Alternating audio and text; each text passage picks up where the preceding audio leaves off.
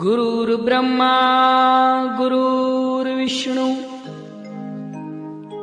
गुरुर्देवो महेश्वर गुरुर्साक्षात् परब्रह्म तस्मै श्री गुरुवे नमः। ध्यानमूलं गुरुर्मूर्ति पूजामूलं गुरुपदं मंत्रमूलं गुरुवाक्यम्। कृष्ण गोविंद हरे मुरारे, हे नाथ नारायण वासुदेव। श्री कृष्ण गोविंद हरे मुरारे, हे नाथ नारायण वासुदेव। हे नाथ नारायण वासुदेव, हे नाथ नारायण वासुदेव। हे नाथ नारायण वासुदेव, हे नाथ नारायण वासुदेव। श्री कृष्ण गोविंद हरे मुरारे, हे नाथ नारायण वासुदेव। श्री कृष्ण गोविंद हरे मुरारे, हे नाथ नारायण वासुदेव। कुंडली कौरदेव हरि विठ्ठल श्री ज्ञानदेव तुकाराम। पंढरीनाथ भगवान की जय। माऊली ज्ञानेश्वर महाराज की जय। जगद्गुरु संत तुकाराम महाराज की जय। शांती ब्रह्म एकनाथ महाराज की जय। सच्चिदानंद श्रीपाद भगवान की जय। सच्चिदानंद रामदास भगवान की जय। अवधूत चिंतनम श्री गुरुदेव दत्त गोपाल कृष्ण भगवान की जय। बोलो रे भाई सब संतन की जय।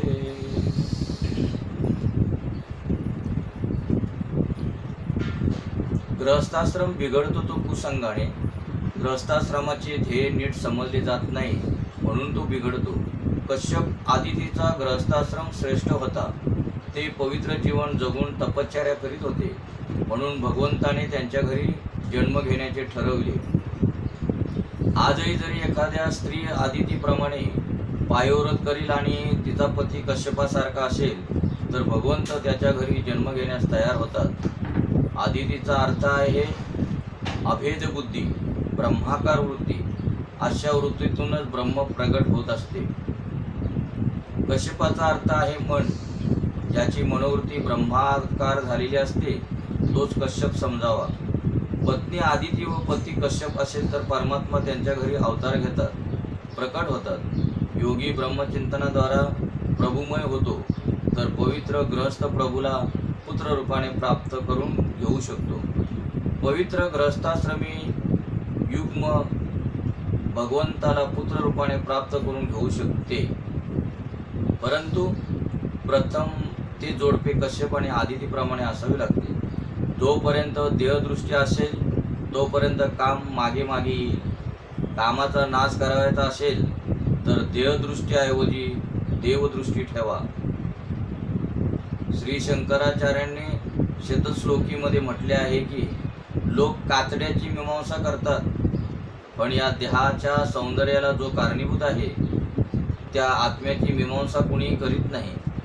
जग बिघडले नाही, माणसाची दृष्टी बुद्धिमन बिघडली आहे। तुम्ही यांना सुधाराल तर जगही सुधारेल। कुणालाही भोगदृष्टीने पाहू नका, भगवत दृष्टीने पहा। म्हणजे जे जे दिसे ते ते हरिरूप, जे जे दृष्टी दिसे ते ते हरिरूप असे भगवत दृष्टीने पहा। दृष्टी सुधारेल तर सृष्टी सुधारेल। भागवत डोळे व दृष्टी देते, कुणाचाही बाह्यात्कार पाहू नका। एकदा राजा जनकाच्या राजसभेत मुनी अष्टावक्र आले। त्यांचे आठही अंग वाकडे तिकडे पाहून लोक हसू लागले। अष्टावक्र म्हणजे त्याचे शरीराचे 8 भाग वाकडे होते म्हणून त्यांचं नाव अष्टवक्र होते। अष्टावक्र मुनी लोकांच्या हसण्याला हसू लागले। जनक राजाने मुनींना विचारले, महाराज, आम्ही तर आपल्या वाकड्या अंगाला पाहून हसत आहोत, पण आपण का हसलात?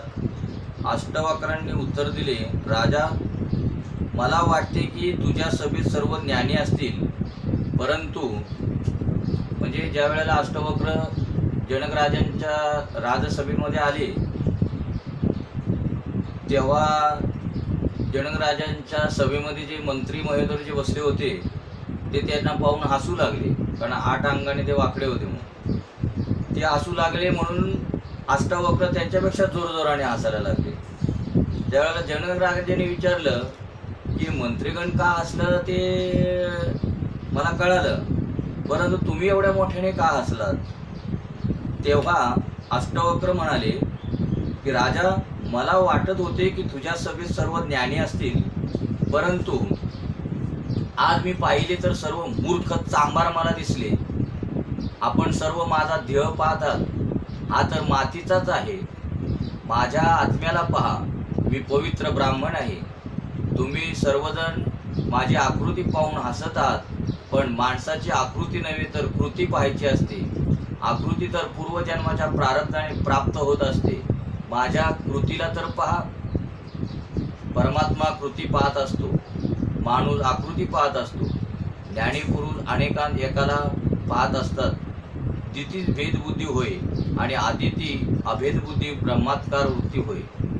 दितीची भेदबुद्धी राक्षसांना जन्म देते, जसे की हिरण्याक्ष आणि हिरण्यकश्यपू, आणि आदितीची अभेदबुद्धी भगवान वामनाला जन्म देते. जगाकडे भेदबुद्धीने नव्हे तर अभेद भावाने पहा. ज्याच्या बुद्धीत भेद आहे त्याच्या मनातही भेद आहे. भेद विकार वासनांना जन्म देत असतात. ज्ञानी सर्वांकडे अभेद भावाने पाहत असतात. अनेकांत एकाचा अनुभव घेणेच तर ज्ञान होय. आकारापेक्षा मूलभूत वस्तूंची किंमत अधिक असते. किंमत सोन्याची असते, दागिन्याच्या विशिष्ट आकाराची नव्हे. एका महात्म्याजवळ एक सोन्याचा गणपती व एक सोन्याचा उंदीर होता. तो महात्मा वृद्ध झाला होता. तेव्हा त्याला वाटले की आपल्या मागे आपले शिष्य या सोन्याच्या मूर्तीच्या निमित्ताने भांडतील, म्हणून त्या विकून त्यांचा नैवेद्य देवाला दाखवू म्हणून तो त्या वस्तू विकू लागला. श्री गणपतीची मूर्ती 10 तोळ्यांची होती, तर उंदराची मूर्ती 11 तोळ्यांची होती. सोनार गणपतीच्या मूर्तीपेक्षा उंदराच्या 11 तोळ्यांच्या मूर्तीचे पैसे अधिक देऊ लागला. महात्म्याने आश्चर्याने विचारले, आता मला सांगा, जी 2 मूर्त्या होत्या, एक गणपतीची मूर्ती आणि एक उंदराची मूर्ती, तर आता व्यवहाराने जर आपण बघायला गेलं तर गणपतीच्या मूर्तीला जास्त पैसे यायला पाहिजे का उंदराच्या मूर्तीला? कोणी म्हणणार गणपतीच्या, पण इथे उलट आहे. तो जो सोनार होता त्याने गणपतीच्या मूर्तीचे पैसे कमी सांगितले आणि उंदराच्या मूर्तीचे पैसे जास्त सांगितले. तेव्हा महात्म्याने आश्चर्याने विचारले, अरे बाबा, गणपती तर देव आहे व उंदीर प्राणी आहे, तरी तू देवाच्या मूर्तीचे पैसे कमी का देतोस? सोनार म्हणाला, महाराज, मी तर सोन्याची किंमत देत आहे, देव किंवा प्राण्याची नव्हे. म्हणजे सोनार काय बघणार आहे? सोनार फक्त काय करणार? सोनं बघणार आहे. तो काय थोडीच हा देव आहे का, म्हणजे गणपती आहे का उंदीर आहे, हा थोडीच बघणार आहे. तो फक्त सोन्याचीच किंमत करणार. पण ज्ञानी पुरुष आकारावर ध्यान देत नसतात. ते तर सृष्टीकडे निर्विकार भावाने पाहत असतात. आकाराने व बाह्य रंगामुळे विकार उत्पन्न होत असतात. गोरा काळा असे भेद बाह्य रंगामुळे उत्पन्न होत असतात. जोपर्यंत ही भेददृष्टी असते तोपर्यंत विकार वासनाही राहतातच. आदिती म्हणजे ब्रह्मवृत्ती होय. दृष्टी व वृत्ती ब्रह्मात्कार झाली म्हणजे परमात्मा प्राप्ती होते. सर्वांतर्यामी एकच वस्तू आहे, एकातूनच अनेक झाले आहेत. स्वप्नाप्रमाणे जागृती एकापासूनच होत असतात. सर्वांच्या मुळाशी एकच वस्तू आहे, म्हणून सर्वांठाई एकच पहा. मनात ज्या वस्तूचे वारंवार चिंतन होते तिचाच आकार मनात स्थिर होतो. व्यापाऱ्याचे मन द्रव्य आकारात स्थिर झालेले असते, म्हणून त्याला स्वप्नातही रुपये पैसेच दिसतात. त्याचप्रमाणे भक्ताची चित्तवृत्ती भगवतकार बनत असते. एकाच स्वरूपाचे वारंवार ध्यान करा, स्मरण करा, चिंतन करा, पूजा सर्व देवांची करा, पण ध्यान मात्र एकाच देवाचे करा. म्हणजे पूजा तुम्ही कुठल्याही देवांची केली तरी चालेल, पण ध्यान कोणाचं करायचंय? फक्त एकाच देवाचंच ध्यान करायचं. जसं 11व्या अध्यायामध्ये देवाने विश्वरूप दाखवलं, त्या टायमाला शेवटी अर्जुन म्हणाले की देवा, हे तुझं विश्वरूप बाजूला घे आणि तुझं जे आकाराचं स्वरूप आहे तेच मला आवडतं, तेच मला दाखव. त्यावेळेला भगवंताने सांगितलं की ठीक आहे, धार हिंडी आकाशी तिचे चित्त पिलापाशी. तुला भले जरी हे रूप आवडत असेल तरी तुला मात्र आता जे मी तुला विश्वरूप दाखवलं तेच खरं माझं स्वरूप आहे, तिथेच तुला तुझं चित्त ठेवावं लागेल. जरी तू माझ्या आकारा म्हणजे वेगवेगळे जरी आकार असले तरी तुला जे आता विश्वरूप दाखवले तेच माझं खरं स्वरूप आहे, तिथं तुला मात्र चित्त ठेवावं लागेल. ज्याच्या ध्यानात नेहमी पैसाच असतो त्याला प्रत्येक जागी पैसाच दिसत असतो. एक शेठ काश्मीरला गेला, तेथे त्याला गुलाबांची ढीग दिसली. त्या फुलांमध्ये श्रीकृष्ण आहेत असे त्याला न वाटता त्याच्या मनात द्रव्य भाव असल्यामुळे त्याला वाटले की ते गुलकंदाचे उत्पादन सुरू केले तर बराच लाभ होण्यासारखा आहे. प्रभू फुलात अव्यक्त रूपाने विराजमान आहेत म्हणून फुलात सुगंध आहे. ते तर जल, स्थल, आकाश, पाताळ इत्यादी सर्वांत अव्यक्त रूपाने विराजमान आहे म्हणून सर्व वस्तू भगवत भाव ठेवा. म्हणजे जे जे दृष्टी दिशे ते ते हरी रूप, पूजा ध्यान जप त्याशी नाही. दृष्टी भगवन्मय झाली म्हणजे प्रत्येक ठिकाणी भगवंत दिसून येतील. गोपीची दृष्टी भगवंतात होती. त्या जिथे जात तिथे त्यांना श्रीकृष्णाचे दर्शन होईल. कृष्ण तर मथुरेत होते तरी पण गोपींना गोकुळातच त्यांचे दर्शन होईल. गोपींनी उद्धवालाही म्हटले की आपण कुणाचा संदेश आणला आहे? कृष्ण तर आमच्या सोबत गोकुळातच आहे आणि संदेश तरी कोणता आणला असेल? गोपींची वृत्ती कृष्णाकार कृष्णमय झाली होती.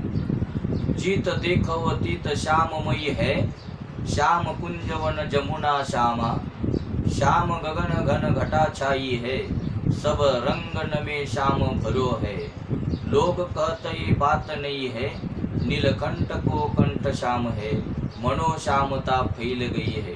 कृष्ण आपल्याला सोडून गेले असे गोपींना वाटतच नव्हते. म्हणजे कृष्ण गोकुळातून ज्यावेळेला मथुरेमध्ये गेला त्यावेळेला गोकुळातल्या गोपींना असं वाटतच नव्हतं की कृष्ण आपल्याला सोडून गेलेले आहे. जेथे जातो तेथे माझ्या संगती. त्यांना असं वाटतं की कृष्ण आमच्या बरोबरच आहे. त्या म्हणत असत की आम्ही जेथे जातो तेथे कृष्ण आमच्या सोबतच असतो. हे आहे गोपी प्रेम. जीवाला भय असते कारण की तो ईश्वराच्या सानिध्याचा अनुभव सतत करू शकत नाही. आदितीचा कश्यपाशी संबंध आला. कश्यप शब्दाचा अर्थ तर पहा, या शब्दात उलटे केले तर होते पश्यक. उपनिषेधानुसार क म्हणजे ईश्वर आणि पश्य म्हणजे पहा, म्हणजे ईश्वराला पहा. अर्थात सर्वांमध्ये एकाच ईश्वराला पाहणारा कश्यप होय. जेव्हा कश्यपाची वृत्ती ब्रह्माकार ब्रह्ममयी झाली तेव्हा परमेश्वराला प्रकट व्हावे लागले. ग्रहस्थाश्रम भक्तीस बाधक नाही तर साधक आहे. बाधक असते ग्रह आसक्ती. ग्रहस्थाश्रमात कामासक्ती द्रव्यासक्ती बाधारूप असतात. संसारातील कोणत्याही वस्तूत खरे सुख नसते. खरा आनंद केवळ एका ईश्वरातच असतो. म्हणजे खरं सुख आहे ना ते वस्तूमध्ये नसतं, ते ईश्वरामध्ये असतं. संसारातच सुख आहे असे जोपर्यंत मनाला वाटते तोपर्यंत भक्तीत मन लागणार नाही. म्हणजे आपण काय करतो, संसारी लोक संसारामध्ये सुख पाहण्याचा प्रयत्न करतो, परंतु संसारात सुख नसून भगवंतामध्ये सुख आहे. जर सांसारिक विषयातच खरे सुख असते तर झोपेची गरजच का वाटली असते? विषयांचा त्याग करून त्यांना विसरून झोपण्याची इच्छा होते. यावरूनच कळून येते की विषयात सुख नाही. ज्या वेळेला आपण झोपतो त्या टायमाला तिथे विषय असतात का? मग ज्या टायमाला आपण विषय विसरतो तेव्हा आपल्याला झोप लागते, खरी झोप लागते. त्यावेळेला मला आपल्याला वाटतं ना सुख आहे. म्हणजे ज्याचा अर्थ असा आहे की जोपर्यंत आपण विषयांना विसरत नाही तोपर्यंत सुख आपल्याला भेटणार नाही. जसं रात्री ज्या टायमाला आपण झोपतो तेव्हा विषयांचं काय होतं, आपल्याला विसर पडतो म्हणून आपल्याला सुखाने झोप लागते. तसं ज्या वेळेला विषय विसरून जाऊ त्यावेळेला आपण भगवंतामध्ये आपल्याला सुख आपण पाहू. ज्याप्रमाणे दररोज अन्नाचे सेवन आपण करतो त्याप्रमाणे सत्संगाची गरज असते. एखाद्याला म्हटलं की तुला आज जेवण भेटणार नाही तर ते चालेल का? तो आकंठ तांडव करील. तसं त्याला तसंही वाटलं पाहिजे की सत्संग ही सुद्धा गरज आहे आपल्याला. आणि आपल्याला कधी भगवंताची भेट होईल, आपल्याला ज्या टायमाला भगवंताची गरज आहे असं वाटेल तेव्हा भगवंताची आपल्याला भेट होईल. ईश्वराच्या प्रकाशाशिवाय जड प्रकृती काही करू शकत नाही. भगवंत गीतेत म्हणतात, मी अविनाशी अजन्मा आणि सर्व भूत प्राणी मात्रांचा ईश्वर आहे, तरीही मी आपल्या प्रकृतीच्या अधीन राहून योग मायेने प्रकट होतो. स्वरूप चैतन्य प्रकाश देते पण दुःख दूर करू शकत नाही. अंतर्यामीच्या रूपाने ईश्वर सर्वांच्या हृदयात वास करीत असतो तरी जीव दुःखीत आहे. केवळ स्वरूप चैतन्य अज्ञान व दुःख यांचा नाश करू शकत नाही. आपले निराकार व बाहेरचे साकार स्वरूप एकत्र होऊन प्रकट होईल तेव्हाच वामन भगवान प्रकट होतील व अवतार घेतील. आदितीने पयोव्रत केले, तिला रात्री स्वप्नात चतुर्भुत नारायणाचे दर्शन झाले. आदितीने स्वप्नातच प्रभूला वंदन केले, प्रभूची स्तुती केली. जगतपती लक्ष्मीपती म्हणजे तात्विक दृष्टीने तर माझे पती आपणच आहात. भगवंत तिला म्हणाले, माझे चतुर्भुत स्वरूप पहा. माझ्या स्वरूपाचे तुझ्या पतीच्या ठाई निरंतर ध्यान करशील तेव्हा मी पुत्ररूपाने तुझ्या पोटी जन्म घेईल.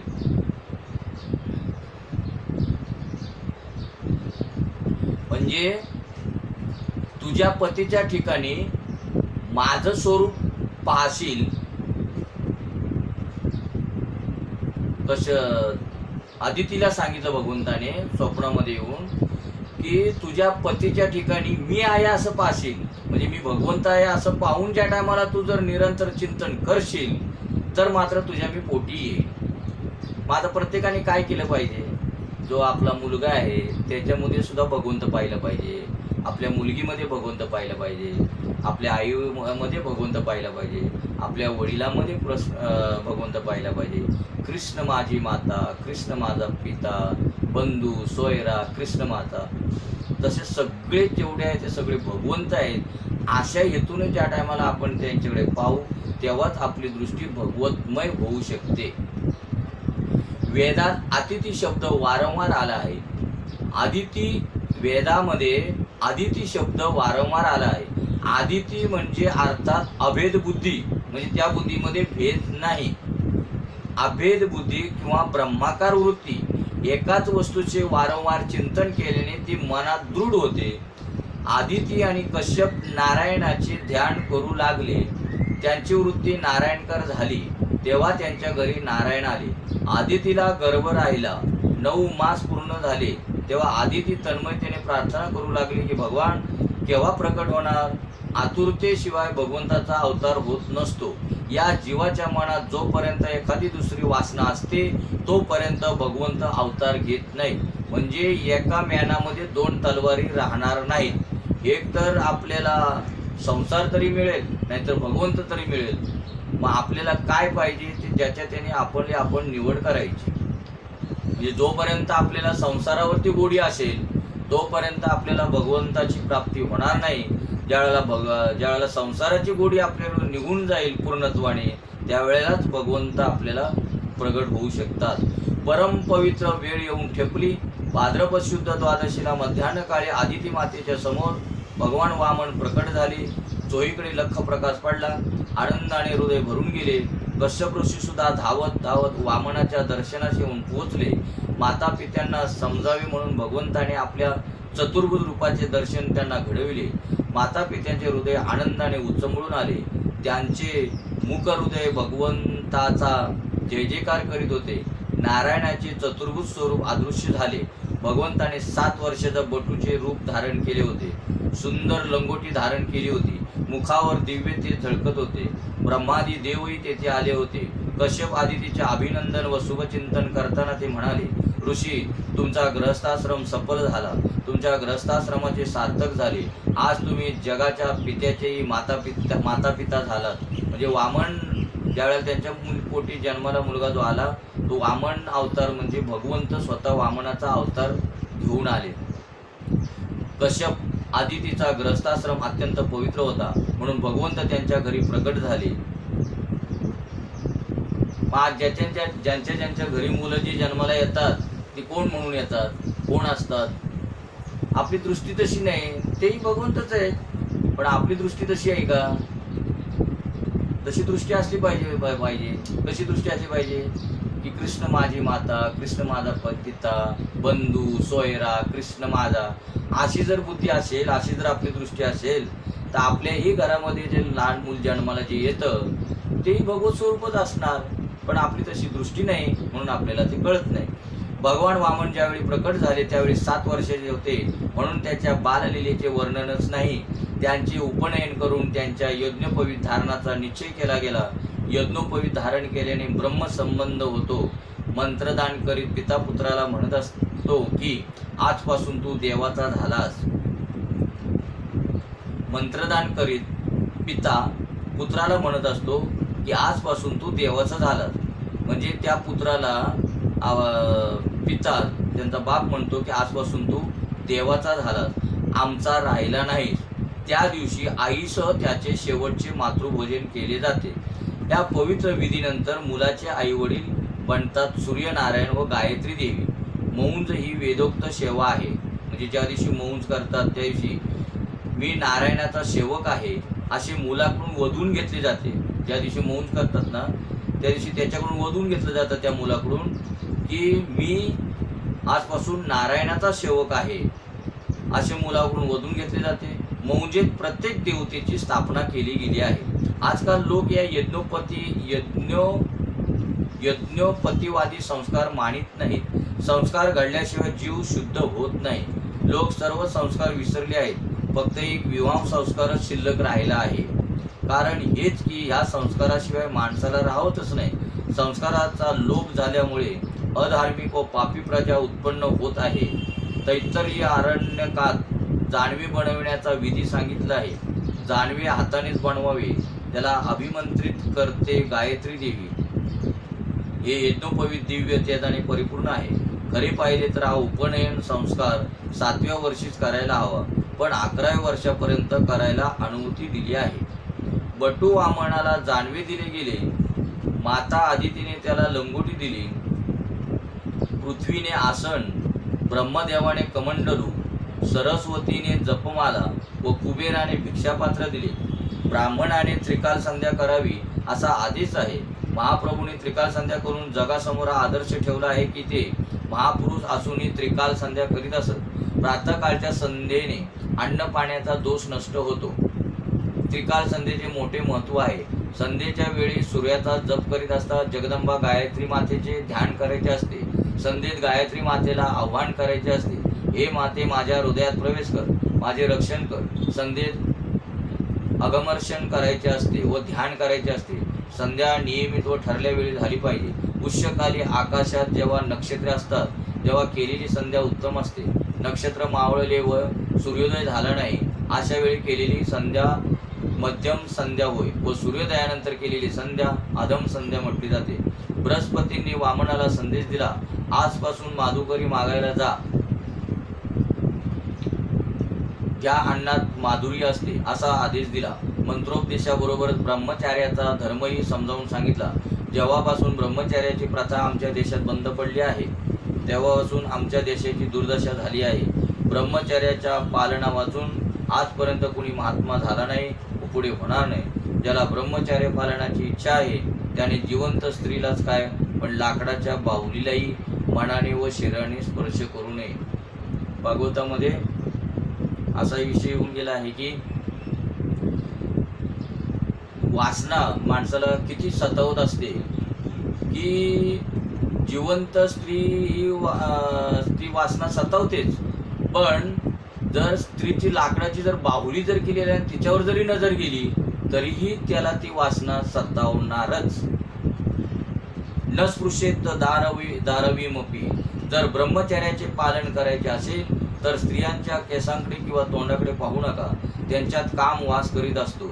ही स्त्रियांची निंदा नव्हे तर कामाची निंदा आहे. कारण एखाद्या स्त्रियांना असं वाटणार की वा आमची काही निंदा केलीच करतात की काय, तर ही स्त्रियांची निंदा नव्हे तर कामाची निंदा आहे. म्हणजे आपल्याला काम उफाळून येतो म्हणून ती गोष्ट पाहू नये असं त्यांना सांगायचं. परस्त्रीला माते समान समजा. आता समजा माते समान जर समजली तर मग हा विषय येऊच शकत नाही ना. मग प्रश्न येतो कुठे की त्यांच्या कुठल्या गोष्टीमुळे आपल्याला वासना निर्माण होते म्हणून. मग म्हणजे त्याला काय उपाय पण सांगितला ना की परस्त्रीला माते समान समजा. जगात आजपर्यंत जितके महापुरुष होऊन गेले त्या सर्वांनी परस्त्रीला माते समान मानले होते. ते ब्रह्मचर्याच्या पालनानेच मोठे झाले. लक्ष्मण आपल्या आता पहा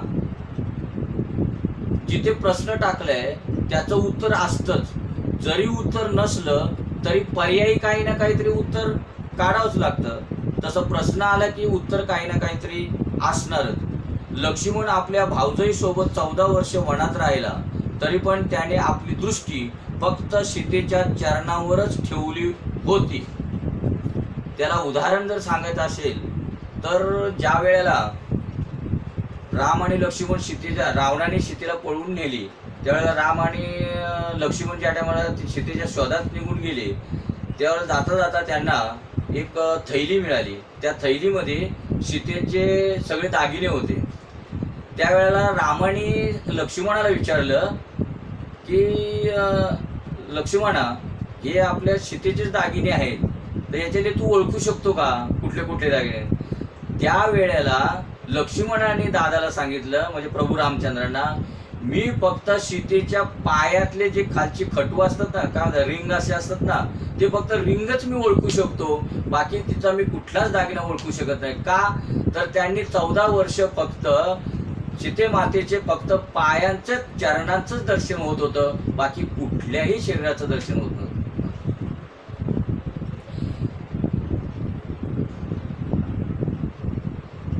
एकदा प्रभू रामचंद्रांनी त्याला एक चंद्रहार दाखवीत विचारले की हा चंद्रहार तुझ्या भावजाईंचा आहे काय. लक्ष्मण म्हणाला मी कसा ओळखू, मी माझ्या वहिनीचे तोंड कधी पाहिलेच नाही. रामचंद्राने इतर दागिन्यांच्या बाबतीत तेच विचारले तेव्हा लक्ष्मण म्हणाला नाहम जानामी केयुरे नाहम जानामी कुंडले नुपुरे त्वे वजानामी नित्यम पादाभिवंदनात. मी नाही हार ओळखू शकत ना कुंडले, मी फक्त त्यांची नुपुरे ओळखू शकतो. मी नेहमी चरणांचे दर्शन घेत असता ती माझ्या दृष्टीत पडत असतात. याला म्हणावे आदर्श ब्रह्मचर्य पालन. म्हणजे 14 वर्ष संगतीत होते सीतेमातेच्या कोण लक्ष्मण, पण त्यांचं फक्त लक्ष त्यांच्या सीतेमातेच्या फक्त चरणाकडे होतं. काम जिंकणे फार अवघड नाही म्हणून ब्रह्मचर्याची एवढी प्रशंसा केली गेली आहे. जेव्हा भगवान व्यास भागवताची रचना करीत होते त्यावेळी ते आपले रचलेले श्लोक आपला शिष्य ऋषी जैमिनी यांना तपासण्यास देत होते. 9व्या स्कंदातील पुढील श्लोक त्यांना आढळला. बलवानी निंद्रिय ग्रामो विद्वांस समपी कर्ष्यती. इंद्रिय इतकी बलवान असतात की मोठमोठ्या विद्वानांनाही ती विचलित करतात. हा श्लोक वाचून जैमिनींना वाटले की यात व्यासांची काहीतरी चूक झाली आहे. काय इंद्रिय कधी विद्वानांना विचलित करू शकतात. म्हणजे हा जो श्लोक आहे तो असा सांगतोय की इंद्रिय विद्वानांना विचलित करू शकतात.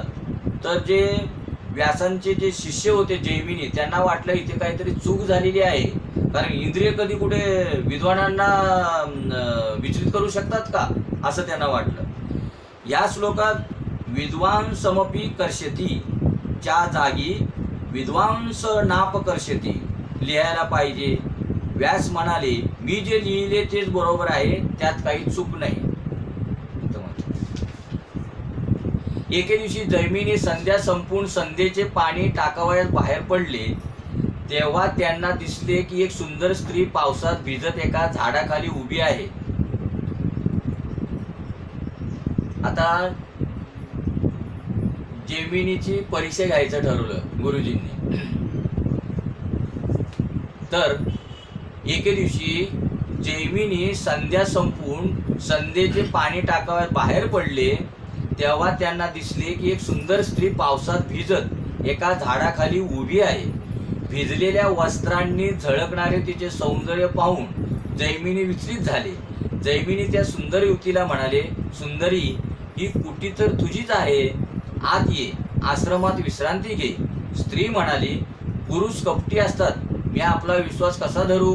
तेव्हा जैमिनी म्हणाले, मी तर पूर्वमीमांसेचा आचार्य जैमिनी ऋषी आहे, काय माझाही तुला भरोसा नाही? माझ्यासारख्या तपस्वीवर जर विश्वास बसत नसेल तर मग दुसऱ्या कुणावर विश्वास ठेवणार? ही तुझीच तर पर्णकुटी आहे, आश्रमावर विश्वास ठेव. ती स्त्री आश्रमात आली. बदलण्यास तिला कपडे दिले गेले. जैमिनीने तिचे सौंदर्य पुन्हा न्याहाळले, तेव्हा त्याचे मन अधिकच लालचावले. त्यांनी त्या स्त्रीला विचारले, तुझा विवाह तर झाला नाही ना? कोण? जैमिनी ठरत. ती स्त्री अविवाहित होती, म्हणून जैमिनीने तिला विवाहासंबंधी विचारले.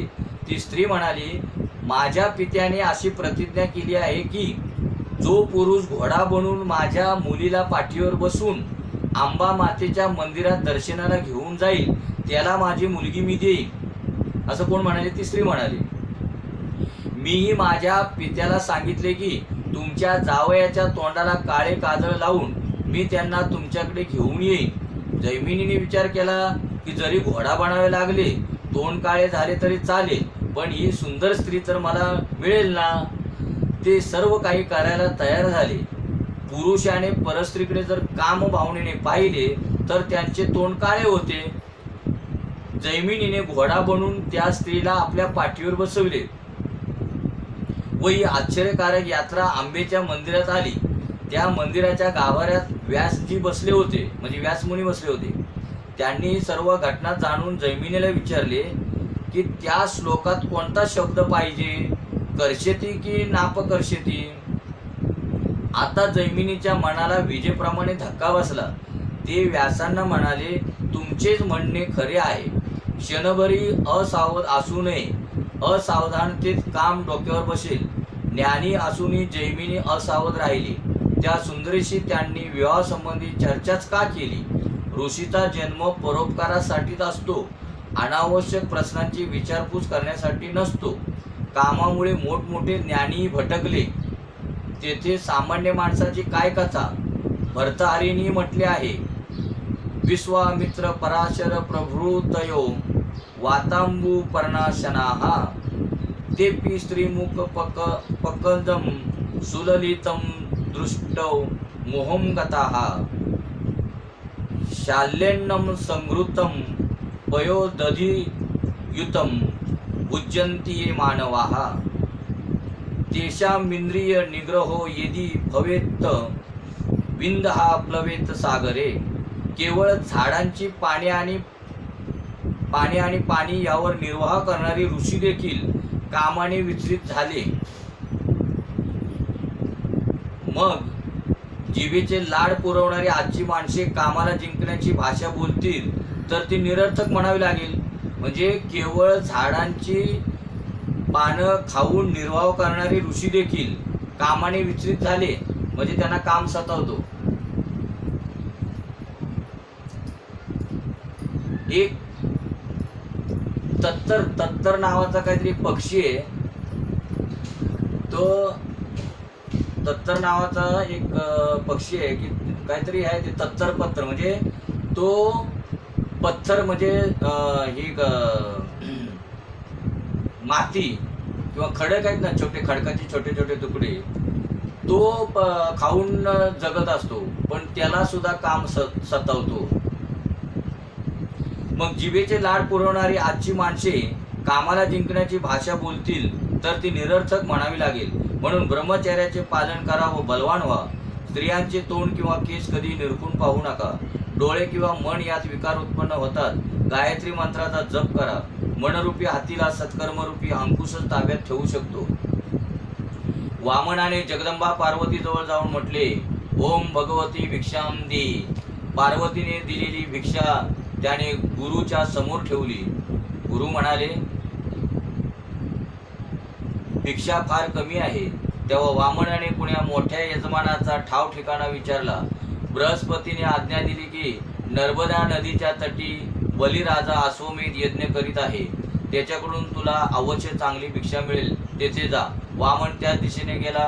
वामनाने लंगोटी परिधान केली होती, पायात खडावा होत्या, हातात कमंडलू, छत्र व दंड होते, कमरेवर मोहुंज मेखला होती, काखेत मृगचर्म, शिरावर जटा, गळ्यात यज्ञोपवीत आणि मुखावर ब्रह्मतेज झळकत होते. कुण्या अपरिचित व्यक्तीला स्वाभाविकपणे लोक नमस्कार करू लागले तर समजावे की त्या व्यक्तीत ईश्वराचा अंश आहे. म्हणजे परिचय नसताना सुद्धा त्या व्यक्तीला जर लोक नमस्कार करत असतील तर समजून जायचे की त्या व्यक्तीमध्ये ईश्वराचा अंश आहे. अपरिचित असूनही वामनाला रस्त्यात लोक सर्व नमस्कार करू लागले. वामन नर्मदा तटी यज्ञ मंडपात पोहोचला. ब्रह्मतेज लपविले जाऊ शकत नाही. यज्ञ मंडपातील ऋषीजनांना वाटले की आजपर्यंत आम्ही असे ब्रह्मतेज कधी पाहिले नाही. काय सूर्यनारायण तर या रूपानेच येथे आले नसतील ना? हा कोण ब्रह्मकुमार असेल? शंकराचार्यांना विचारले होते की भाग्यशाली कोण आहे? शंकराचार्यांनी उत्तर दिले, कौपीनवंताः खलु भाग्यवंताः, जो लंगोटी नेसतो, जितेंद्रिय असतो, म्हणजे इंद्रियावरती जो मात करतो, इंद्रियांना जो जिंकतो, सदा सर्वदा प्रभूशीच खेळत असतो, तो सर्वात भाग्यशाली होय. जो धन संपत्ती आणि देह यांच्यासोबत रमत असतो तो भाग्यहीन होय. या अपरिचित बालकासंबंधी ब्राह्मण विचार करू लागले. तोच यज्ञाचे प्रधान आचार्य शुकाचार्यांनी वामनाचे स्वागत केले. या महातेजस्वी बटूचा शुकाचार्यांसहित सर्व ऋषींनी सत्कार केला. ब्राह्मण ब्रह्मतेज व ज्ञान यांनीच सन्मान मिळवतो. क्षत्रिय बलाने व वैश्य संपत्तीने मान मिळतो. शूद्रात वृद्ध मनास पात्र होतात. शेठ सावकार कितीही काळा पैसा कमावित असले तरी त्यांना कथेत पुढे बसण्याचा मान मिळतो. उशिरा आले तरी त्यांना पुढेच जागा दिली जाते. हा मान त्यांचा नव्हे, लक्ष्मीचा समजावा. म्हणजे बघा, आता कीर्तन ज्या वेळेला चालू असतं, प्रवचन चालू असतं, तेव्हा एखादी शेठजी जर आला तेव्हा तिथे जी व्यवस्था करणारे जे असतात ते म्हणतात, या शेठजी या पुढे बसा. तर हा मान कोणाचा असतो? तो शेठजीचा नाही. शेठजीजवळ असणारा जो लक्ष्मी असते, त्याच्याकडे जो पैसा असतो, त्याचा मान असतो. एक वेळेला असं झालं की एक असाच शेठजी होता. तो कधी कीर्तन वगैरे चालू झालं ना की कीर्तन चालू झाल्यावर उशिराने यायचा, समजा अर्ध्या पाऊण तासाने यायचा, आणि कीर्तन बंद होण्याच्या अगोदर तो अर्धा तास अगोदर निघून जायचा. आता एक वेळेला कीर्तन एका सारखं बघून एकाने घेतलं. एक वेळेला एका कीर्तनकाराला एका व्यक्तीने सांगले की असे अमुक व्यक्ती येते. म्हणजे ठीक आहे, म्हणजे बघतो मग त्यांच्याकडे. ज्यावेळेला कीर्तन चालू झालं आणि तो आला, तो शेठजी आला, तर आल्या पहिला तो बसला. त्यांनी म्हणले, आलात या, म्हणजे आला आणि आता उभा राहिला, आलात या. आता खाली बसला, म्हणजे बसलात बसा. बसल्याबरोबर थोडा वेळ झाला आणि उठला. निघालात निघा, म्हणजे आलात तर या, बसलात तर बसा, आणि निघालात तर निघालात. म्हणजे आता त्यांच्या लक्षात आलं शेठजीच्या, म्हणजे आलात तरी बरं आणि तुम्ही नाही आलात तरी बरं. त्या दुसऱ्या दिवसापासून तो शेठजी यायचा बंद झाला. ब्राह्मणांनी त्या ब्रह्मचारी बटूचे स्वागत केले. बलिराजाही पाहू लागला. म्हणजे याचा अर्थ की म्हणजे कीर्तन प्रवचन म्हणजे काही मनोरंजनाची बात आहे का? कीर्तन प्रवचन हे आपल्याला सोडवतं. कीर्तन का ऐकायचं, प्रवचन का ऐकायचं, की आपल्याला जो 84 लक्ष योनीचा जो फेरा आहे तो आपल्याला चुकवायचा आहे. त्याच्यासाठी आपल्याला श्रवण करायचं का? आपल्याला चला कुठेतरी आपलं सोसायनी म्हणून यायचं, दाखवायचं तिथं आम्ही आलो आहे असं दाखवायचं, बसायचं आणि लगेच निघून जायचं. तर त्याच्याने काय होणार? कशासाठी आहे कीर्तन? तर आपल्याला त्याच्यातून ऐकून आपल्याला त्यातून सुटायचं. ब्राह्मणांनी त्या ब्रह्मचारी बटूचे स्वागत केले. बलिराजाही पाहू लागला. त्याला वाटले की आजपर्यंत अनेक ब्राह्मणांची मी सेवा केली, परंतु असा ब्राह्मण माझ्या पाहण्यात आला नाही. बलीने वामनाला महालात नेले, सिंहासनावर बसवले. व राधीला पूजेचे सामान तयार करण्यास सांगितले. बलिराजाच्या पत्नीचे नाव होते विंध्यावली आणि मुलीचे नाव होते रत्नमाला. रत्नमाला बटूच्या सौंदर्याने प्रभावित होऊन विचार करू लागली की ज्या मातेने या बटूला दूध पाजले असेल ती किती भाग्यशाली व सुखी असेल. बटूचे रूप पाहून तिच्या मनात वात्सल्य भाव निर्माण झाला आणि त्याला दूध पाजण्याची इच्छाही तिला झाली. यानंतरचा वामनाचा पराक्रम पाहून तिच्या मनात वामनाची हत्या करण्याची इच्छा उत्पन्न झाली. रत्नमाला आपल्या या दोन्ही मनोवृत्तींना सोबत घेऊन पुढील जन्मी पुतना बनून आली. तिने कन्हैयाला आपले दूध पाजून मारण्याचा प्रयत्न केला, पण तिचा स्वतःचा उद्धार झाला. म्हणजे ही जी रत्नमाला होती ती बळीराजाची मुलगी होती. तर ज्या वेळेला वामन म्हणजे भगवंत, वामन अवतार घेतलेले भगवंत ज्या वेळेला बळीराजांच्या मारी गेले त्यावेळेला त्यांची ही मुलगी रत्नमाला तिला अशी इच्छा झाली की या मुलाला आपण दूध पाजावं म्हणून. पण त्यावेळेला तिची काही दूध पाजून नंतर तिची इच्छा झाली की याला आपण काय करायचं, विष पाजून मारायचं अशी इच्छा झाली. पण त्यावेळेला तिला शक्य झालं नाही. पण एकदा माणसाच्या मनात जर इच्छा असेल तर ती कुठल्या ना कुठल्या जन्मामध्ये ती भगवंत पूर्ण करतो. म्हणून ती इच्छा जी अपूर्ण राहिली ती भगवंताने ज्या वेळेला कृष्णाच्या रूपामध्ये आले भगवंत त्यावेळेला तिची इच्छा पूर्ण केली. मग त्यावेळेला ती जी रत्नमाला होती तीच पुढे पुतना झाली आणि मग त्या पुतनेने आपल्या अंगावरचं दूध पाजून ते त्या दुधामध्ये विष भरलं होतं. त्या विषाने भगवंताला मारण्याचा प्रयत्न केला, पण भगवंताने उलट तिचा काय केला, उद्धार केला. वामनाच्या पायावर विंध्यावली पाणी टाकू लागली. बलिराजा पाय धुवू लागला आणि सर्व ब्राह्मण पुरुष सुक्ताचा पाद्यपूजा पाठ करू लागले. राजा पाद्यपूजा करताना म्हणाला, आपल्यासारख्या पवित्र ब्राह्मणाचे चरणोदक मिळाल्यामुळे मी पवित्र झालो आणि माझ्या पितरांनाही सद्गती मिळाली. माझा यज्ञ सफल झाला. आज माझे कल्याण झाले. मी आपल्या चरणांना वारंवार प्रणाम करतो. महान पुण्यशाली माता पित्यांच्या उदरी असे पुत्ररत्न प्राप्त होऊ शकते. मला वाटले की माझे सर्व काही आपणाला अर्पण करून वनवासी बनवावे व प्रभू भजनात लीन व्हावे. वामन मनातल्या मनात म्हणाला, मी तर सर्व काही घेण्यासाठी झालो आहे. राजा वामनाला म्हणाला, आणि जोपर्यंत भगवंत आपल्याकडून सर्व काही हिरावून घेत नाही तोपर्यंत भगवंत आपला स्वीकार करत नाही. महाराज असे वाटते की आपणाला काही मागायचे आहे. जे काही आपणाला मागायचे असेल ते आपण निसंकोच मागा. राज्य, गाय, कन्या, धन संपत्ती इत्यादी जे काही आपण मागाल ते मी देईन. बलिराजाने वारंवार हीच प्रार्थना केली. सुखदेव म्हणतात, राजाला अतिशय आनंद झाला. ज्याला काही मागायचे असेल त्याच्या पूर्वजांची प्रशंसा करावी. आजकाल तर पत्नीची प्रशंसा केल्याने बरेच काही मिळून जाते. वामन सुद्धा बलिराजा पुढे प्रशंसेचे सुमणे उधळू लागला. वामन म्हणाला, राजा, आपले आजोबा भक्त प्रल्हादासारखा भक्त आजवर कुणी झाला नाही. म्हणजे बळीराजा भक्त प्रल्हादांचा नातू होता. बळीराजा भक्त प्रल्हादाचा नातू होता. भक्त प्रल्हादासारखा भक्त आजवर कोणी झाला नाही व पुढे कधी होणार नाही. त्यांचे प्रभू प्रेम इतके प्रबल होते की भगवंताला खांब चिरून प्रकट व्हावे लागले. मी ऐकले आहे की आपले पिता विरोचन सुद्धा फार उदार व्यक्ती होते. त्यांच्याजवळ इंद्र ब्राह्मणाचे रूप घेऊन आला व म्हणाला, राजा, आता माझे आयुष्य संपत आले आहे. माझ्या मृत्यूपूर्वी माझी पत्नी विधवा होईल, म्हणून आपले आयुष्य मला दान द्या. दान मागणाऱ्या ब्राह्मणाला विणूक कसे जाऊ देईल. म्हणून भले तुझ्या पित्याने त्या ब्राह्मणाला आपले आयुष्य दान दिले. तुझे पंजोबा देखील मोठे प्रतापी वीर होते. बलिराजाने विचार केला की हा बटू तर 7-8 वर्षाचा दिसत आहे, पण गोष्टी मात्र माझ्या पित्याच्या आजोबांच्या पंजोबांच्या घरात आहे. त्याने वामनाला विचारले, काय महाराज, आपण माझ्या पितरांना पाहिले आहे? वामन म्हणाला, मी तर 8 वर्षांचाच आहे. मी त्यांना कसे पाहिले असेल? वडील मंडळीकडून मी त्यांची कथा ऐकली आहे. आणि राजा, तू पण काही कमी नाही.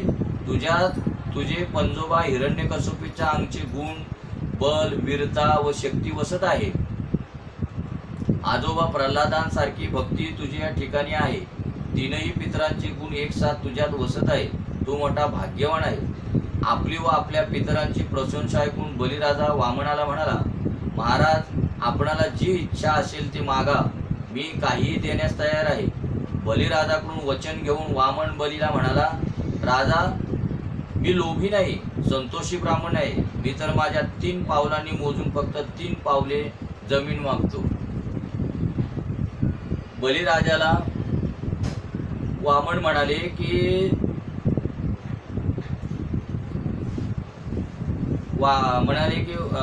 बलिराजा म्हणाला वामनांना की तुम्हाला जे काही पाहिजे ते माझ्याकडे मागा. त्यावेळेला वामन म्हणाले की मी काय एवढा लोभिष्ट नाहीये, मला फक्त मोजून 3 पावले जमीन दे. बलिराजाला वाटले की या मुलाला मागणेही कळत नाही, ज्ञानी व सुशिक्षित आहे, पण अडाणीच राहिला. राजा पुढे म्हणू लागला, महाराज, आपण इतकेच का मागितले? 3 पावले जमीनच काय, पण मी 3 गावेही देऊ शकतो. ही तर जगप्रसिद्ध गोष्ट आहे की मी पूजा करून त्या ब्राह्मणांना काही दान देतो, त्यांना दुसऱ्यांकडे काही मागण्याची गरजच पडत नाही. माझे दान स्वीकारल्यानंतर दुसऱ्याकडे काही मागण्याची गरज भासेल तर तो माझाच अपमान होईल. मी आपल्याला पाहिल्याबरोबरच समजलो की आपण लोभी नाही, संतोषी ब्राह्मण आहात, पण मला केवळ 3 पावले जमीन देण्यास फारच संकोच वाटत आहे. मी समजतो की आपण संतोषी आहात, तरी पण आपण काही आणखी मागा. म्हणजे इथं काय झालं की तुम्ही संतोषी आहात असं मला वाटतं. मग आता मला असं वाटतं हे ऐकूनच ज्या आजकालच्या मुलांची नावं संतोष ठेवली गेलीत की काय. तरी पण आपण काही आणखी मागा. 3 पावले जमीन देण्यास मला लाज वाटते, फार संकोच वाटत आहे. वामन म्हणाला, राजा, आपण धन्य आहात. आपण असेच म्हणाल यात काही आश्चर्य नाही. राजा, तू उदार आहे, पण मलाही मागताना काही विचार करायला पाहिजे ना. लोभाने लोभ वाढतो व संतोषाने संतोष वाढतो. संसारातील सर्व भोग प्राप्त झाल्यावरही संतोष व वैराग्य यांचा अभाव असेल तर शांती लाभणार नाही. लोभ पापाची मूळ आहे. संग्रह वृत्तीने दान घेऊ नये. ब्राह्मणाने जर संग्रह वृत्तीने दान घेतले तर यजमानही पापाचा भागीदार होत असतो. संग्रही म्हणजे संग्रह व्हावा, म्हणजे साठवून ठेवावं असं ब्राह्मणाने कधी मागू नये. आपल्याला जेवढ्या वेळापुरता लागेल तेवढंच मागून घ्यावं. अतिसंग्रहातून विग्रहाचा जन्म होत असतो. मला जास्तीची आवश्यकता नाही. भागवत म्हणते की आपल्या उत्पन्नाचा 5मांश हिस्सा दान करा. राजा, म्हणून 10मांश दान करावयास सांगितले आहे. घरात येणारे सर्व धन शुद्ध नसते, दानाने त्याची शुद्धी होते. म्हणजे दान का करायचं असतं तर घरात आपल्या जे धन येतं ते सर्व शुद्ध असतं असं नाही. म्हणून दानाने त्या धनाची काय होते, शुद्धता होते. म्हणून मला वाटतं आज मोठमोठे जे लोक आहेत, श्रीमंत लोक आहेत, ते दान करतात ते याच्यामुळेच करतात वाटतं. भिकारी फक्त भिक्षा मागावयास येत नसतो, तर कधी कधी उपदेश करण्यासही येत असतो. भिक्षुकाः नैव भिक्षन्ति बोधयन्ति ग्रहे ग्रहे. कोणता उपदेश आहे तो? मी मागील जन्मात कोणाला काही दिले नाही म्हणून माझी अशी दशा झाली आहे. तुम्ही जर दान केले नाही तर तुमची अशीच दशा होईल. वामन म्हणाला, राजा, मी दुसऱ्या कुणाजवळ दान मागण्यास गेलो नाही. मी तर संतोषी ब्राह्मण आहे. तू भाग्यशाली आहे, म्हणूनच मी तुझ्या दारी आलो आहे. आज मी कोण्या शेठजीच्या वट्यावर पूजा करीत होतो तेव्हा त्या मालकाने मला तेथून हाकलून दिले. माझी संध्या पूजा अपूर्णच राहिली. काही लोक वट्यावर बसलेल्या लोकांना हाकलून देतात, उठा येथून असे म्हणतात. हा वटा आमचा आहे असे म्हणतात, पण ते मूर्ख होत. काय ते तो वटा आपल्यासोबत घेऊन जातील? या जगात आपली काय आहे व काय नाही हे जर माणसाला समजून येईल तर तो सुखी होईल. म्हणजे प्रत्येक मनुष्याने समजलं पाहिजे की जगात आपले काय आहे. बरं काही नाही का, पण जे आपलं नाही ते आपण बरोबर ओळखतो, पण जे आपलं आहे ते आपण ओळखत नाही. आपलं काय नाही, धन दारा पुत्र जन संपत्ती हे खरं म्हटलं तर आपलं नाही, त्याची ओळख आपण करतो. खरं बघायला गेलं तर आपलं काय आहे, आत्मस्वरूप फक्त आपलं आहे, पण ते नेमकं आपण आपलं ओळखत नाही. वामन पुढे म्हणाला, तेव्हा माझी संध्या पूजा अपूर्ण राहिली, म्हणून मला वाटले की आपल्या मालकीची थोडी जमीन असली तर आपण संध्या पूजा करू शकू. राजा, तुला या दानाची सुयश मिळेल. मी ब्रह्मचारी आहे, पण मला तू 3 पावले जमिनीचे दान दे. बलिराजाला आनंद झाला. चला, माझी भूमी ही या पवित्र ब्राह्मणाच्या संध्या पूजेने पवित्र होईल. किती विरक्त आहे हा ब्राह्मण. मी माझे सर्वस्व देण्यास तयार आहे, तरी हा घेत नाही. वामनाला राजा म्हणू लागला, महाराज, जशी आपली इच्छा. आपल्या इच्छेनुसार मी आज आपणाला 3 पावले भूमी देत आहे, पण भविष्यातही आपल्याला कोणत्याही वस्तूची गरज पडेल तर आपण माझ्याकडे मागावी. आपल्या सेवेची संधी आपण मला द्यावी. हे कसं आहे माहितीये का, एखादा मनुष्य श्रीमंत होतो आणि मग एखादा त्याच्या दारामध्ये भगवंत एखाद्या गरीबाचं रूप घेऊन येणार आणि त्या श्रीमंताकडे काहीतरी मागतो. त्यावेळेला श्रीमंत काही समजा 10-20 रुपये देतो आणि मग त्या गरीबाला म्हणतो की तुला काय जर लागलं तर माझ्याकडे ये. त्यावेळेला तो गरीब जो भिक्षुक असतो तो हसायला लागतो खदा खदा. का तर ह्याच्याकडे जी काही संपत्ती आहे ती सर्व माझी आहे आणि माझंच देताना मला म्हणतो तुला मी आता हे एवढंसं देतो आणि तुला काय लागलं तर माझ्याकडे. म्हणून तो भिक्षुक हसायला लागतो. म्हणजे देवरूपी अवतार जो घेऊन आलेला असतो तो. तसं इथे आता बळीराजा म्हणतो की वामनाला म्हणतो, तुम्हाला ठीक आहे, मी 3 पावले जमीन देतो, पण आणखीन तुम्हाला कधी काय जर लागलं तर तुम्ही माझ्याकडे या मागायला. तेव्हा मग नक्कीच त्यांना हसायला आलं असेल वामनांना की म्हणे ही सगळी जेवढी पृथ्वी आहे ती सगळी माझी आहे आणि हा म्हणतो की तुला काय लागलं तर माझ्याकडे मागायला ये. वामन म्हणाला, पुढची गोष्ट पुढे पाहू. आज तर मला 3 पावले भूमी दे. बलिराजा 3 पावले जमीन देण्यास तयार झाला, परंतु यज्ञ मंडपाचे आचार्य शुक्राचार्यांचे लक्षात आले की हा कोणी सामान्य ब्राह्मण नव्हे. ते बलिराजाला म्हणाले, राजा, घाई करू नकोस. हे शुक्राचार्य कोण? तर जे दैत्य आहेत ना त्यांचे गुरु ते शुक्राचार्य. आता हे शुक्राचार्य आणि सुकाचार्य यांच्यामध्ये आपल्याला जरा गडबड होते, तर नीट लक्षात असू द्या की शुक्राचार्य जे आहे ते दैत्यांचे गुरु आणि सुकाचार्य हे व्यासांचे पुत्र. म्हणजे परीक्षितींना आता जे भागवत सांगतात ते सुकाचार्य आणि शुक्राचार्य हे आपलं दैत्यांचे गुरु. राजा, घाई करू नकोस. देवांच्या कार्यसिद्धीसाठी साक्षात नारायणच वामनाचे रूप घेऊन आले आहे. राजा, तुझे सर्व साम्राज्य याच्या 2 पावलातच सामावून जाईल. 3रे पाऊल ठेवण्यात जागा उरणार नाही. तुला पाताळात जावे लागेल. जरा विचार करून संकल्प सोड. हा वामन तर तुझे सर्वस्व हिरावून घेईल. राजा, दान तर दे, पण पूर्ण विचार करून. या बालकाची पावले कशी असतील हे तुला कळत नाही. असे दान देऊ नकोस की जेणेकरून तू दरिद्री होशील व घरचे लोक दुःखी होतील. म्हणजे शुक्राचार्यांनी त्याला बरोबर ओळखलं. बलिराजा म्हणाले, दान न दिले तर?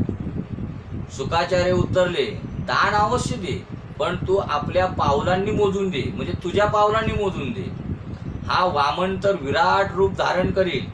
देवांच्या हितार्थ स्वयं विष्णूच वामनाचे रूप घेऊन आले आहेत. संकल्पानुसार दान न देणारा माणूस नरकात जात असतो. भविष्य काळाचा विचार करून समजून उमजून दान करीत जा. सर्वच्या सर्व दान करू नये, पंचमांश दान करावे.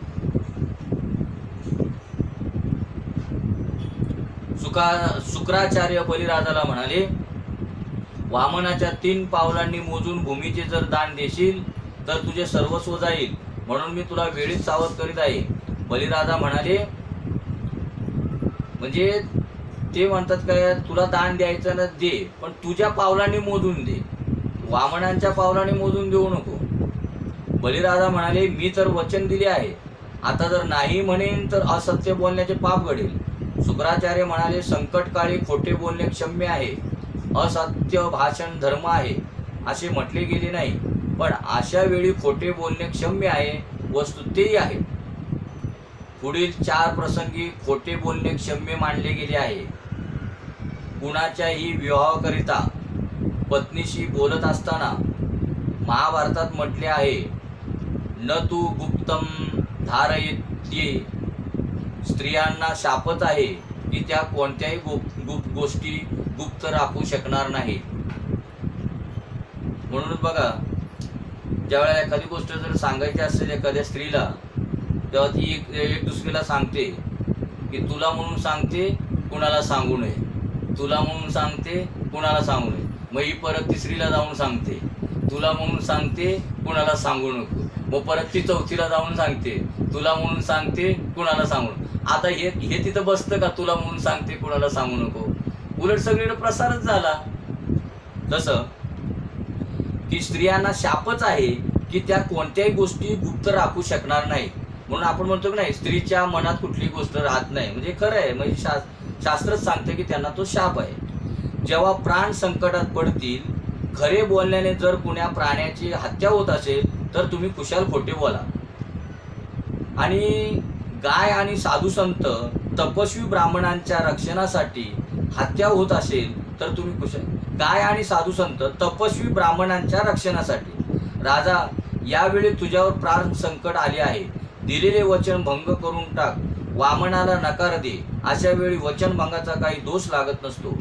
वामनाच्या एका पावलात सर्व पृथ्वी सामावली गेली, दुसऱ्या पावलाने ब्रह्मलोक व्याप्त केला, तिसऱ्या पावलासाठी जागाच शिल्लक उरली नाही.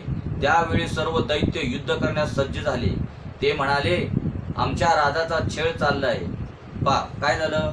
वामनाच्या एका पावलातच सर्व पृथ्वी सामावली गेली, दुसऱ्या पावलाने ब्रह्मलोक व्याप्त केला आणि तिसऱ्या पावलासाठी जागाच शिल्लक उरली नाही. म्हणजे 2 पावलातच संपूर्ण विश्व त्याने आपलंसं करून घेतलं. तिसऱ्या पावलासाठी जागाच शिल्लक उरली नाही. त्यावेळी सर्व दैत्य युद्ध करण्यास सज्ज झाले. ते म्हणाले, आमच्या राजाचा छळ चालला आहे, मारा मारा. तेव्हा बलिराजाने त्यांना समजावले की हा समय प्रतिकूल आहे, शांत राहा, नाहीतर तुम्हीच मारले जाल. वामन राजाला म्हणाला, राजा, तू संकल्प सोडला आहेस की 3 पावलं आहेत की जमीन देईन. आता मी 3रे पाऊल ठेवू तर कुठे ठेवू? संकल्पाप्रमाणे दान न देणारा माणूस नरकवासी होतो. तू माझा छळ करीत आहेस. जरा विचार तर करा, या प्रसंगात कोण कोणाचा छळ करीत आहे? भगवंत दान घेण्यात आले होते, त्यावेळी ते 7 वर्षांचे बटू होते, पण दानाचा संकल्प झाल्याबरोबर विराट रूप बनले. गणेश पुराणात बलिराजाने भगवंताला विचारले होते की मी निष्पाप असूनही भगवंताने मला असे का छळले? आपण कपट केले, मला पाताळात उतरवले, काय हे योग्य आहे? आपणच निर्णय द्या. वामनाने उत्तर दिले, तू पूर्ण निष्पापी नाहीस. यज्ञाच्या आरंभी गणपती पूजनाची आज्ञा झाली, त्यावेळी तू त्या पूजेचा इन्कार केलास. मी विष्णूची पूजा करण असे म्हणालास. गणपती तरी विष्णूच आहे ना, पण तू मानले नाही. ही भेददृष्टी तुझ्या ठिकाणी होती. म्हणजे ज्या वेळेला तू यज्ञाचा आरंभ केला त्यावेळेला तुला गणपतीची पूजा करण्याची आज्ञा होती, परंतु तू म्हणाला होतास की मी गणपतीची पूजा न करता मी विष्णूची पूजा करेन. म्हणजे याचा अर्थ तू आमच्या दोघांमध्ये भेद निर्माण केलास, म्हणून हे तुझ्यावरती हा प्रसंग ओढवला. विंध्यावली म्हणाली, हे प्रभू, ही तर आपलीच लीला आहे. आपणाला कोण काय दान देईल? माझ्या पतीने अभिमानवश होऊन दान देण्याची इच्छा धरली व दान दिले. विंध्यावली म्हणजे बळीराजाची पत्नी म्हणाली, आपणाला कुणी काही देऊ शकत नाही. सर्व विश्वाचे आपणच स्वामी आहात. भगवान, माझ्या पतीच्या बोलण्यात गडबड झाली आहे. बलीच्या मनात जो सूक्ष्म अभिमान आता पावे तो शिल्लक राहून गेला होता की मी दान दिले, त्याला दूर करण्याच्या दृष्टीने विंध्यावलीने आपल्या पतीला म्हटले, भगवंताला प्रणाम करा. भगवंताला कोण काय देऊ शकतो? त्याने जे दिले तेच त्याला द्यायचे आहे. म्हणजे पत्नी हुशार होती नाही का? ती म्हणते, भगवंताला प्रणाम करा. भगवंताला कोण काय देऊ शकतो? त्याला कोण, आपण काय जीव काय देणार भगवंताला? त्याने जे दिले तेच त्याला द्यायचे आहे. आणि आपल्याला अहंकार होतो, मी अमक्याला एवढं दिलं आणि मी अमक्याला तेवढं दिलं. आता हे शरीर फक्त शिल्लक राहिले आहे आणि ते मातीचेच आहे. भगवंताला सांगा की तुम्ही आपले तिसरे पाऊल माझ्या मस्तकावरच ठेवा. मस्तक बुद्धी प्रधान अवयव आहे, त्यात कामाची वस्ती आहे. मस्तकावर भगवंताचा चरण आला असता त्या बुद्धिगत कामाचा नाश होतो. म्हणून ही प्रथा अजूनही आहे. ज्या टायमाला आपण ज्या वेळेला सद्गुरूकडे जातो, त्यावेळेला सद्गुरूकडून आपण ज्या वेळेला अनुग्रह होतो, त्यावेळेला सद्गुरू आपल्या मस्तकावरती हात ठेवतात. म्हणजे याचा अर्थ होतो की त्या वेळेला आपल्याला पापाची वासना संपूर्ण नाश होते. संत चरण रज लागत असत आणि वासनेचे बीज जळून जाईल, हे या गोष्टीवरून कळलं जातं. मस्तक बुद्धिप्रधान अवयव आहे, त्यात कामाची वस्ती आहे. मस्तकावर भगवंताचा चरण आला असता त्या बुद्धिगत कामाचा नाश होतो. जो तन मन धन भगवंताला अर्पण करतो त्याच्याच मस्तकावर चरण ठेवण्याची देव कृपा करतो. परमेश्वराचा हात किंवा पाय मस्तकावर ठेवल्याने मस्तक स्थित सूक्ष्म कामाचा नाश होत असतो. गोपी देखील म्हणतात शिरसी ध्येयीनहा शिखर ग्रहम. गोपी गीतात गोपी भगवंताची प्रार्थना करतात की त्यांच्या डोक्यावरून भगवंताचा करकमळ फिरावा. गोपी कोण आहेत? गोपी हा इंद्रिय भक्तिरस पिबती सा गोपी. प्रत्येक इंद्रियाने जी भक्तिरसाचे पान करते ती गोपी होय. प्रत्येक इंद्रियाने जी भक्तिरसाचे पान करते ती गोपी होय. म्हणजे आपले जे संपूर्ण इंद्रिय आहेत त्या इंद्रियाने भक्तिरसाचा जो पान करतो ती गोपी. म्हणजे जो असेल किंवा जी असेल, पण जो प्रत्येक इंद्रियाने फक्त भक्तिरसाचंच पान करतो, म्हणजे फक्त भगवंतच पाहतो, ती गोपी होय. प्रभूची अशी प्रार्थना करा की प्रभो तुमचे चरण माझ्या मस्तकावर ठेवा. बलिराजा भगवंताला म्हणाला पदम तृतीयम कुरु शिष्णीर मे निजम. माझ्या मस्तकावरच आपण आपला तिसरा चरण ठेवा. मस्तकात बुद्धी असते व बुद्धीत सूक्ष्म रूपाने काम राहत असतो. त्याला नष्ट करण्याच्या हेतूने बलीने आपल्या डोक्यावर पाय ठेवण्याची विनंती वामनाला केली. असे झाले म्हणजे सकाम बुद्धी नष्ट होते. जीव व ईश्वर यांच्या ऐक्यात कामच बाधक व अवरोधक आहे. मी योग्य रीतीने सांगू शकलो नाही. देवा मला क्षमा करा. माझे तर काहीच नाही, तुमचे जे आहे ते तुम्हास देत आहे. अपराधांची क्षमा करा. पण आपण खरोखरच आसुरांचेही परोक्ष गुरु आहात, कारण की आमच्या मोठेपणाची भिंत फोडून तुम्ही आमचे डोळे उघडले आहेत. म्हणजे आम्हाला जो मोठेपणा वाटत होता त्या मोठेपणाची भिंत फोडून तुम्ही आमचे डोळे उघडे केले आहेत. इतक्यात बलिराजाचे आजोबा प्रल्हाद यांचे आगमन झाले. ते भगवंताला म्हणू लागले आपण या माझ्या नातवाला मिळालेले इंद्रपद हिसकावून घेतले आणि त्याला धनहीनही केले. मी असे मानतो की असे करून आपण त्याच्यावर मोठा अनुग्रह केला आहे. तात्याने कधी अभिमान बाळगू नये. जो वंदन करतो तो प्रभूलाही बंधनात टाकतो व ठेवू शकतो. शरीर अर्पण करणे म्हणजे माझेपण अहंकार. बरोबर का? शरीर अर्पण करणे म्हणजे माझेपण अहंकार अभिमान सोडून देणे. जर दाता दीन नम्र होणार नाही तर त्याचे दानही सफल होणार नाही. बलिराजाच्या हृदयात जेव्हा दैन्य उत्पन्न झाले तेव्हा परमात्म्याचे हृदय द्रवले. ते बलिराजाला म्हणाले तू मला सर्वस्वाचे दान दिले आहेस म्हणून मी तुझा ऋणी झालो आहे. नम्रता दैन्य आल्यानंतर परमात्मा ऋणी झाला. मी इंद्राधिकांना स्वर्गीचे राज्य दिले आहे पण तुला पाताळाचे राज्य देत आहे. आजपासून प्रत्येक द्वारावर मी जातीने चौकशी करीन. म्हणजे भगवंत त्या दिवसापासून बळीराजाचे कोण झाले? द्वारपाळ झाले.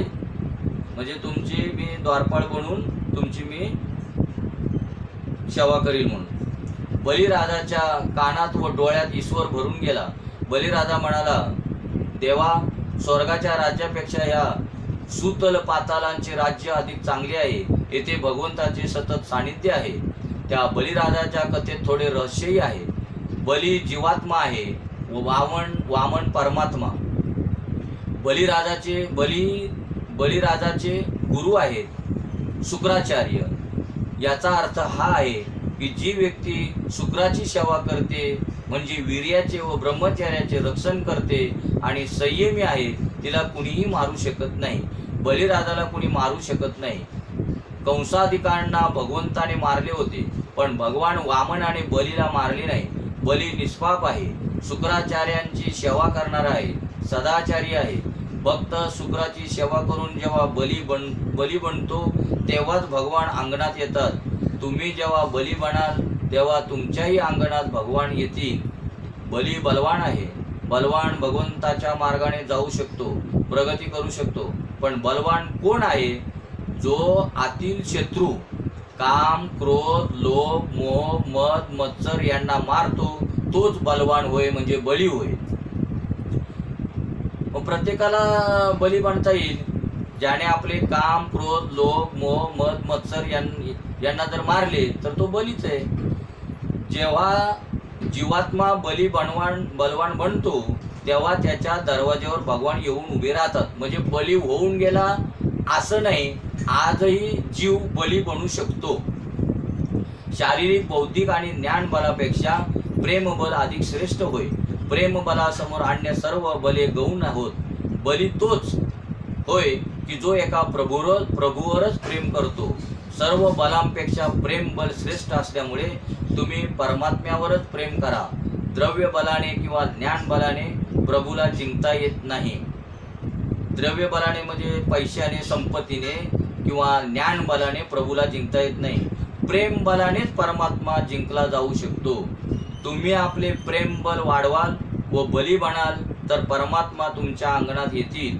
जो सदाचार पूर्ण आणि संयमित जीवन जगतो त्याच्याच घरी भगवंत भिक्षा मागण्यास येतात. परमात्मा जेव्हा दारावर येतात तेव्हा 3 वस्तू मागतात.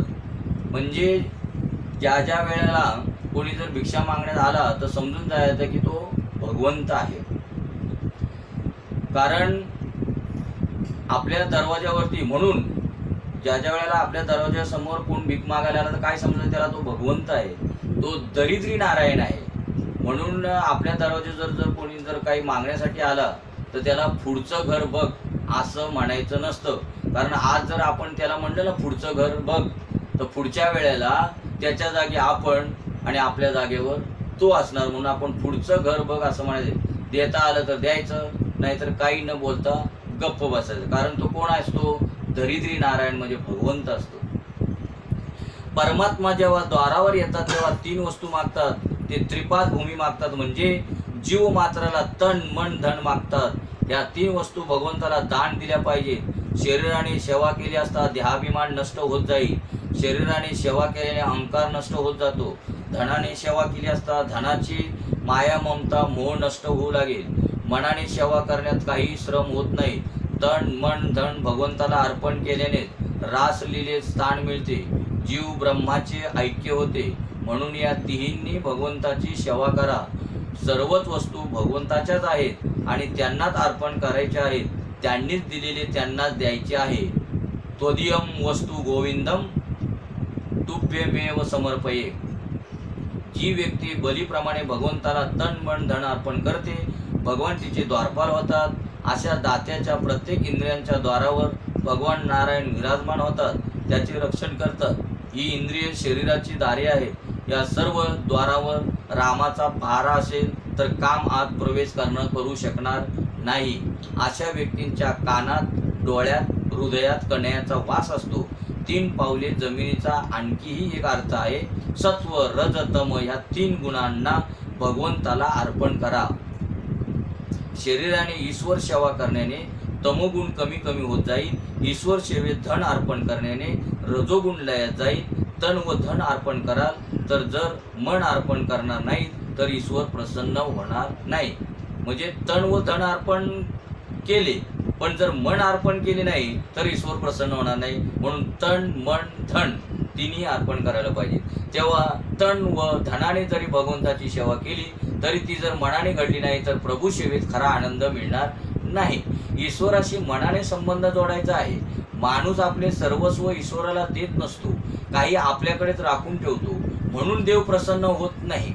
तमोगुणांचा नाश व्हावा म्हणून मन देखील ईश्वराला अर्पण करायचे असते. मनाला देवाच्या सेवेत लावून ठेवायचे आहे. मन विषयात व शरीर प्रभू सेवेत असेल तर प्रभू प्रसन्न होणार नाही. सेवा करीत असता डोळ्यांतून अश्रू आले तर समजावे की भगवंताची कृपा झाली आहे. सेवा केल्याने थकवा निघून जातो. ईश्वराशी संबंध जोडला गेला तर थकवा निघून जातो. ज्ञानी पुरुष शरीरानेच नव्हे तर मनानेही प्रभूशी संबंध जोडतो. समर्पण करणाऱ्याने आपल्याला स्वतःलाही अर्पण केले पाहिजे. दान दिल्यानंतर बलिराजाने देवाला नमन केले नाही म्हणून देव अप्रसन्न राहिले. बलीच्या मनात सूक्ष्म अभिमान होता की मी सर्व काही दिले आहे. सर्वस्व अर्पण करूनही त्याच्या मनात दीनता नम्रता आली नाही. भगवंताला सांगा, मंत्रहीनम क्रियाहीनम भक्तिहीनम जनार्दन. देवा, मी भक्तिरहित, क्रियारहित व मंत्ररहित आहे. माझी काही चूक असेल तर क्षमा करा. माझ्या कर्मात काही न्यूनता राहिली असेल तर ती पूर्ण करून घ्या. सत्कर्म केल्यानंतर जर दैन्य नम्रता न आली तर त्या सत्कर्माचे फळ मिळत नसते. कर्म बाधक नसते. म्हणजे सत्कर्म केलं तर दैन्य नम्रता न आली तर त्या सत्कर्माचे फळ मिळत नसते. सत्कर्म केलं तर आपल्यामध्ये नम्रता आली पाहिजे. म्हणून तुकाराम महाराज म्हणतात, नम्र झाला भूता तेने कोंडिले अनंता. कर्म बाधक नसते, पण मी कर्म केले आहे हा अहंकार बाधक असतो. म्हणजे कर्म आपण कुठलेही करू शकतो, कर्म बाधक नाही, पण त्या कर्माचा जो अहंकार आहे, मी कर्म केलं असा जो अहंकार आहे तो बाधक असतो. मी काही करतो, मी ज्ञानी आहे असा अहंकार उत्पन्न झाला तर प्रभू त्याची उपेक्षा करतात, म्हणजे त्याला जवळ घेत नाहीत. मी काही करतो असं म्हणणं हे सुद्धा आपल्याला बाधक ठरतं. मग मी ज्ञानी आहे हे तर साहजिक बाधक होणार आहे. कारण नवल अहंकाराची गोठी विशेष न लगे अज्ञाना पाठी, सज्ञानाच्या झोंबे कंठी नाना संकटे नाचवी. हृदयातून नमन कराल तर भगवंताला प्रिय व्हाल. बलीच्या मनात दीनता नम्रता आली तेव्हा शेव्याला सेवक बनावे लागले. भगवंत द्वारपाल होण्यासाठी राजी झाले. ज्यांची इंद्रिय भगवंताचे नाव अहर्निश उच्चारित असतात त्यांच्या त्या इंद्रियात भगवंत येऊन विराजमान होतात. सुतल पाताळाच्या दरवाजावरच्या भगवंताच्या चौकशीचा अर्थ हाच आहे. सुतल पाताळात बलीने प्रवेश केला तेव्हा प्रत्येक द्वारावर शंख चक्र गदा पद्मनाभी पद्मधारी श्रीकृष्ण विराजमान होते. तन मन धनाने सेवा करणाऱ्यांच्या डोळ्यात कानात प्रत्येक इंद्रियात श्रीकृष्ण राहत असतात. मग आता श्रीकृष्ण प्रत्येकाच्या डोळ्यात कानात इंद्रियात राहत नाहीत का? आहेत, राहतात, पण आपण ओळखलं पाहिजे. एकदा रावण फिरत फिरत बलीजवळ आला व लढण्यास तयार झाला. त्याने पाहिले की बलीच्या द्वारावर वामन चौकीदार करीत आहे.